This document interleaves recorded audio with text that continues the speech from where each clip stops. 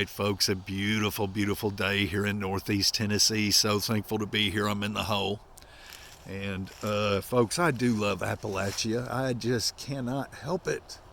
I love it and always want to talk about how thankful I am to be living here. And, folks, I am thankful. Anyway, want to talk to you for a few minutes. And I want to talk to you about Arkhaven. Now, it's probably not going to be a long video. I might veer off track and talk about some other things.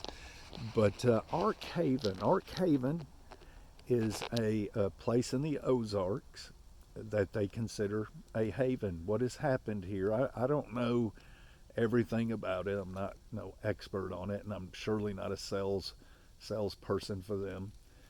But Arkhaven, a couple of fellas got together and bought thousands of acres in the Ozarks, and I guess in Arkansas.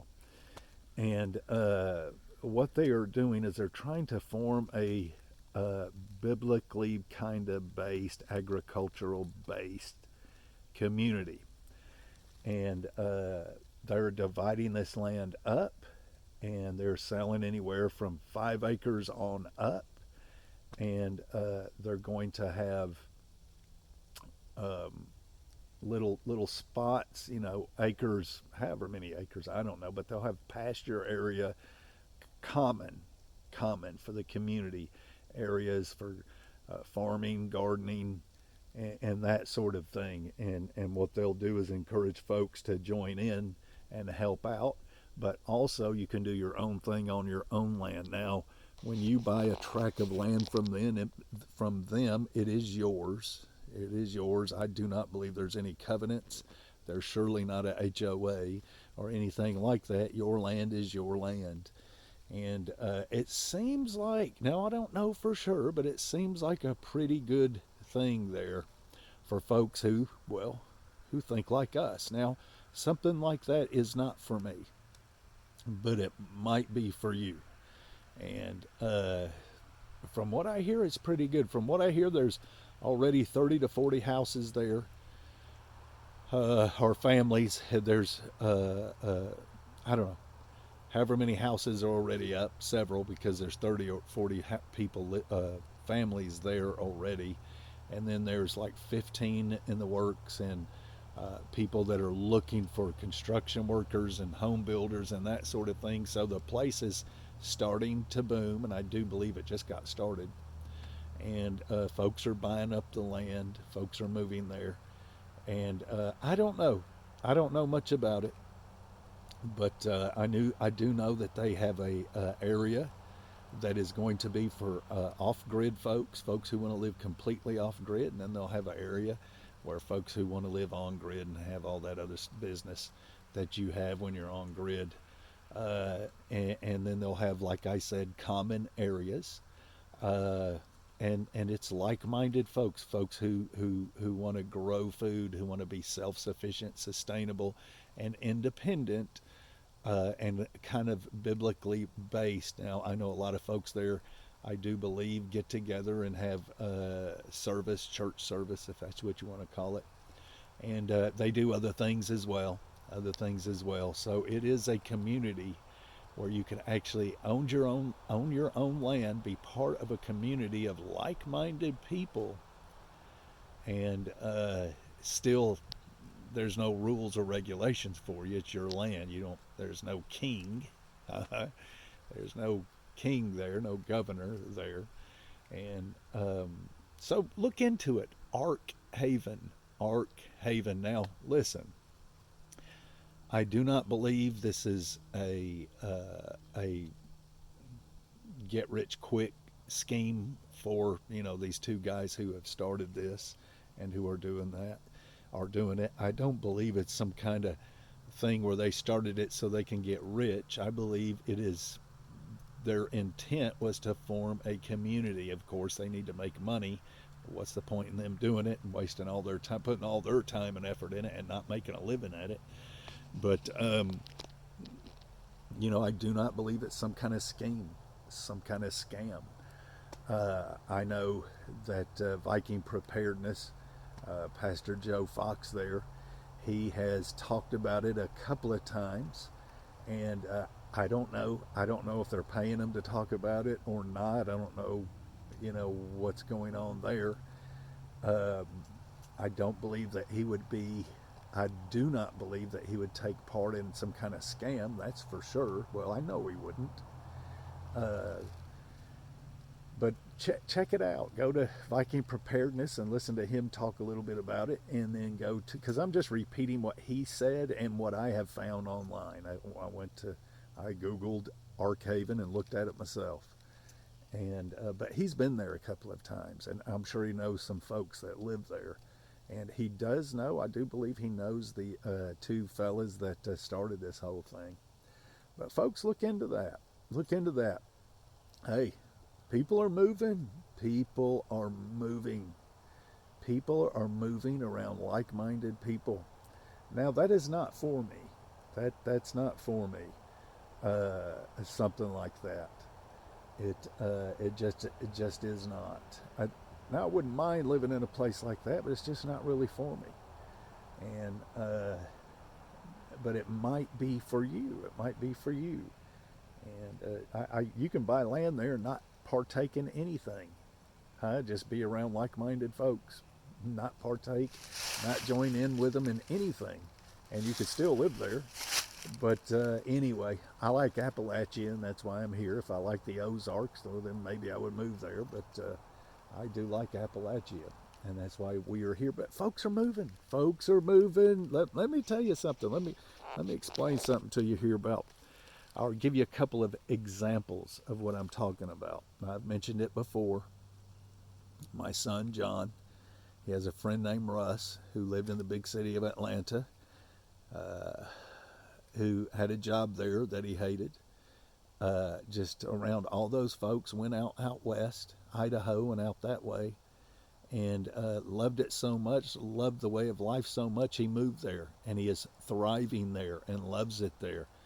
And it's, yeah, got sick of the masses, got sick of the built up areas, and took off.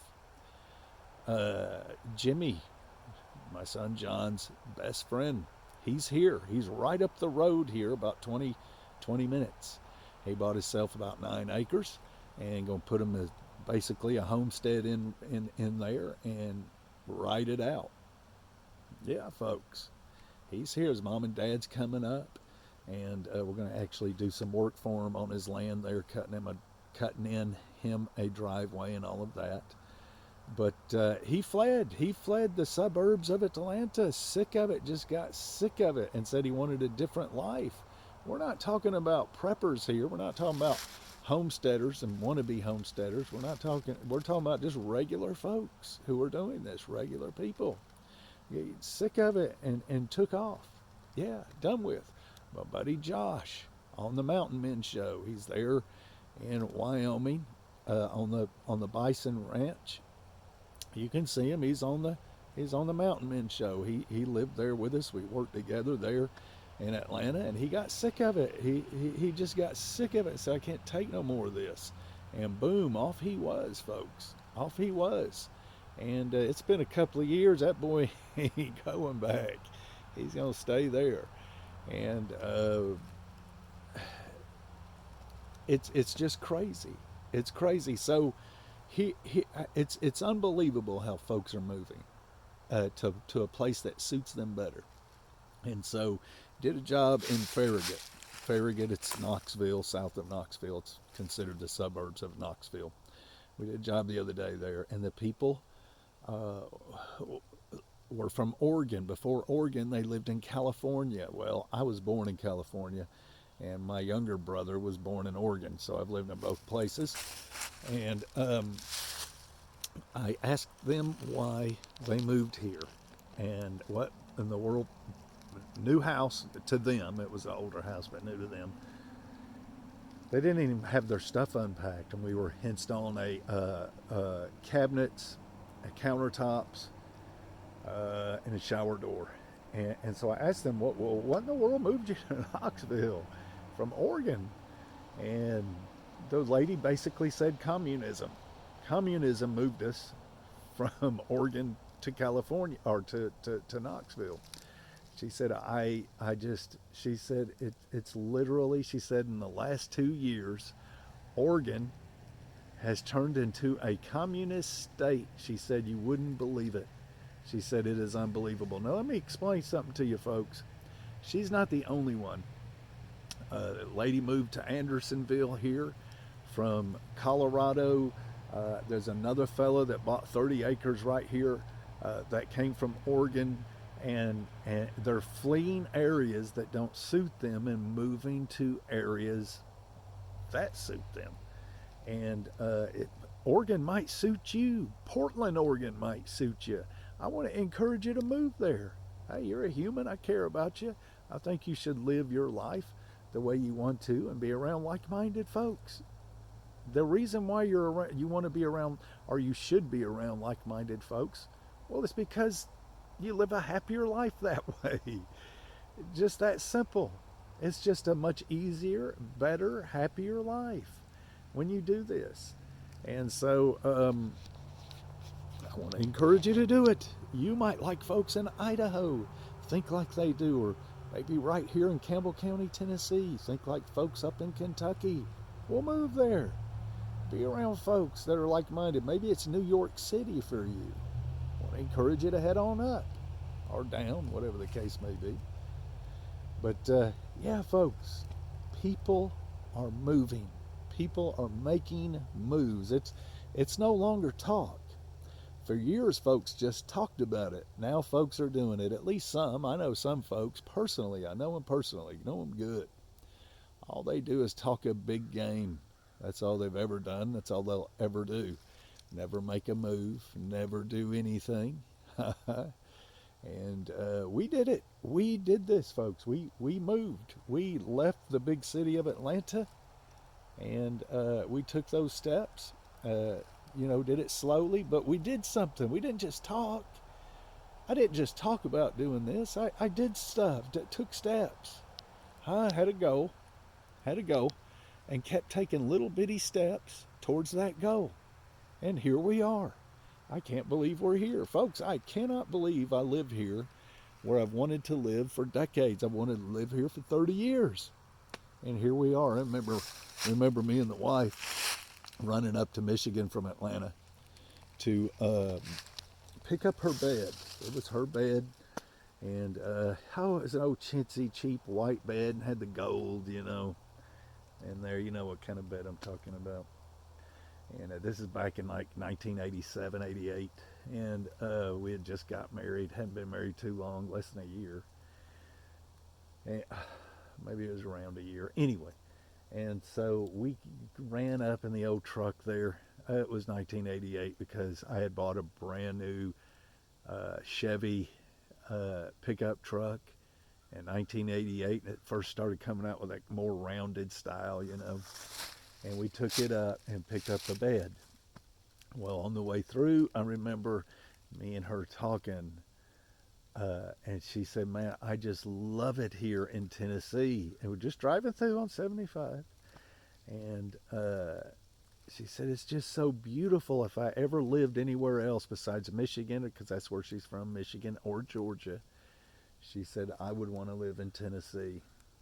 And I remember I've always loved, and I talked about it with her that day as we're driving through, I've always loved this part of Tennessee and on into Kentucky, right where Kentucky and Tennessee meet.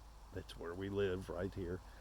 And I remember telling her, man, I love Kentucky, just over into Tennessee. That's my favorite spot. And here we are, folks. Amazing, unbelievable. Now, we're talking about 35 years ago, folks. 35 years ago. And here we are. Here we are, folks. And you can do this. You can absolutely, positively do it. It is not hard. It always works out. It's like old Jimmy, Jonathan's buddy. Jimmy says, oh, it'll all work out. Oh, it'll all work. It will, folks. It'll all work out. It'll all work out. But if you're interested in that Arkhaven, look into it. Look into it. Listen, I want to encourage you. If you're living around folks that are not like-minded. Find folks that are and move. Find folks that are and move. Now, listen, you may say, well, I can't, my kids, and this and that. I'm here to tell you, you can. You can. You can say I can't all you want to, but it doesn't mean anything. You can. You can do this. Well, no. There's no well. There's no nothing. You can do this. This can be done. And you adjust. You can adjust and you will adjust. Now, don't wait until you're 58 years old. This has been hard. At 58 years old, this has been tough. And I was done in yesterday, folks. I was finished and done. So, and I don't feel good today. We're all kind of getting sinuses again, probably passing something around. But yesterday I was finished. I was wore slap out mentally and physically, because it's hard work, folks, when you first move somewhere, getting work going, keeping it going, dealing with that, trying to get houses finished, dealing with all kinds of other issues and things. And I was done with yesterday. And it happens, and you get over it and keep going. But it is tough. At 58 years old, it's been hard, extra hard work. And but very doable, still very doable, folks. You can do this at 68, and some of you can do this at 78. And folks, this is for my grandchildren and my great grandchildren. It sure is. That's how you've got to think. This is for your children, your grandchildren, and your great grandchildren. You have to think this way. And you've got to think long term, way down the road. You see the road that the country is going down. And so you prepare for them. You don't spend all your money on cruises and retirement, retirement, where all you do is just run around blowing your money. You don't work anymore. You're not producing any money. You're just spending all your money that you worked and earned. That was your money. But if you're not producing money, folks, I want to encourage you to maybe slow it down a little bit, because you got to think about your future. No, you'll be dead and gone, but I'm talking about your grandchildren and your great-grandchildren. And instead of blowing that money, invest in this. You ain't going to go wrong, folks. You ain't going to go wrong. Maybe it's Arkhaven. Maybe it's the Ozarks. Or maybe it's Appalachia. I want to encourage you to come to Appalachia. Folks, it is a life like you ain't ever seen. Now, it has its issues. But, folks, they ain't nothing. It has its downside, but it's nothing. And so I was telling John and Kendall, I think it was yesterday, I was telling them that, I seen a site in town that would have bothered me 5 months ago. Now it's just normal. I don't even think about it. I see it, don't even think about it. And it's culture shock for sure, or was. Even though we've been coming here for decades, still was culture shock to move here. And you're going to have that. But anyway, folks, Arkhaven, arkhaven.org, or just Google Arkhaven, period. And you'll see it all there. And maybe jump over to Viking Preparedness YouTube channel. And he talks about it a little bit. He's not going to give you much more info than I gave you, because, well, I looked online. You can do that yourself. And but I'm pretty confident with old Joe there, old Pastor Joe, that he's not going to lead you in the wrong direction. He's not going to tell you to look into it if it isn't legit. So he kind of sealed it for me that it was legit when he said it was legit. Anyway, folks, do something. Get something done. Go buy a bag of beans. Go buy a bag of beans, throw them in a 5-gallon bucket with some oxygen absorbers. Maybe a Mylar bag. Do something. Listen, here, just kind of give you an idea of how I think. We'll get the food forest going, be producing food, have a couple of fish ponds.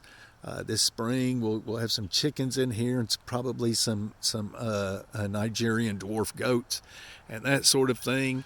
We're going to encourage the native wild edibles to the area to grow and all of that. We're going to grow stuff, drew some artichoke leeks and all of this sort of thing.